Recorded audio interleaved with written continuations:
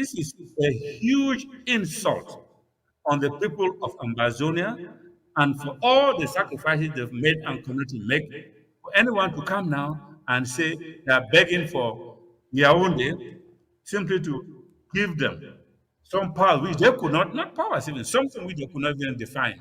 How does that differ from the empty shell, which is called special status, which nobody sees? It exists only in the minds of certain people, and it exists only because those who claim to be running those so-called regional assemblies, they are being paid, which is a bribe for them to keep on maintaining the fiction that there is something called regional assemblies.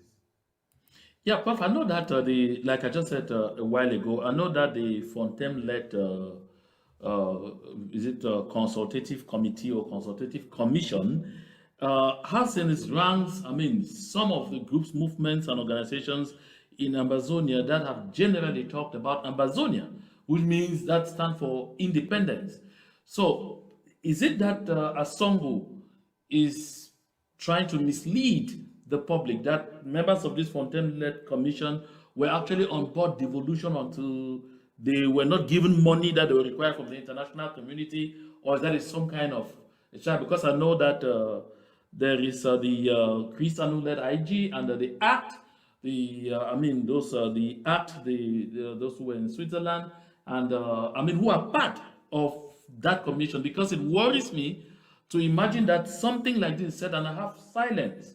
I need this group to let us know exactly if this is what they thought initially, or the letter that they issued indicating that they were opting out of attending the meeting in Switzerland was because they did not agree with the principles and discussions. Your take? Yeah, I think that is how our friend has tried to mislead people.